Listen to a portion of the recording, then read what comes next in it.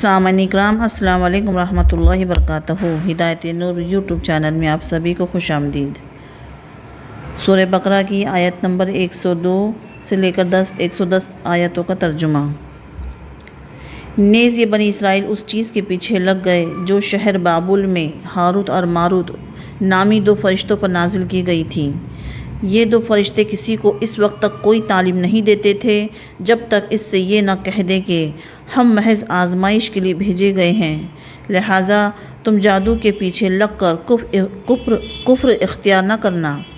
پھر بھی یہ لوگ ان سے وہ چیزیں سیکھتے تھے جس کے ذریعے مرد اور اس کی بیوی میں جدائی پیدا کر دے۔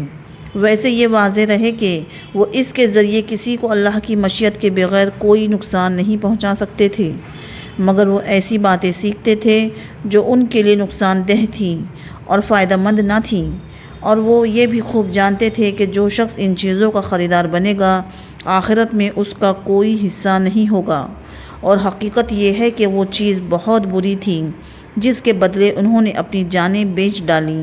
کاش کہ ان کو اس بات کا حقیقی علم ہوتا، اور اس کے برعکس اگر وہ ایمان اور تقوی اختیار کرتے تو اللہ کے پاس سے ملنے والا ثواب یقیناً کہیں زیادہ بہتر ہوتا۔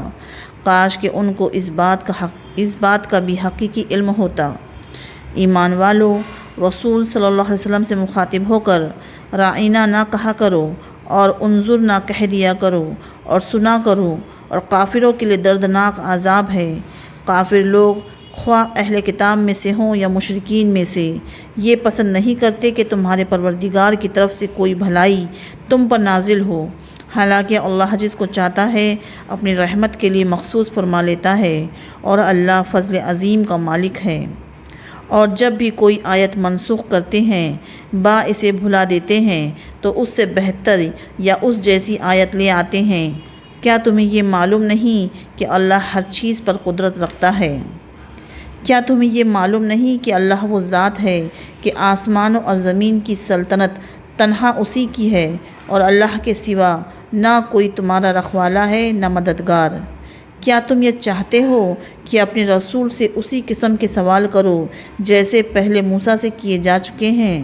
اور جو شخص ایمان کے بدلے کفر اختیار کرے وہ یقیناً سیدھے راستے سے بھٹک گیا۔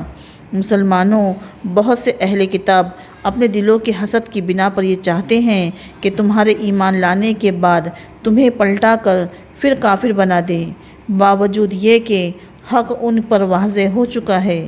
چنانچہ تم معاف کرو اور درگزر سے کام لو یہاں تک کہ اللہ خود اپنا فیصلہ بھیج دے۔ بے شک اللہ ہر چیز پر قادر ہے۔ اور نماز قائم کرو اور زکوٰۃ ادا کرو، اور یاد رکھو کہ جو بھلائی کا عمل بھی تم خود اپنے فائدے کے لیے آگے بھیج دو گے اس کو اللہ کے پاس پاؤ گے۔ بے شک جو عمل بھی تم کرتے ہو اللہ اسے دیکھ رہا ہے۔ ویڈیو کو لائک، شیئر اور سبسکرائب ضرور کریں۔ السلام علیکم ورحمۃ اللہ وبرکاتہ۔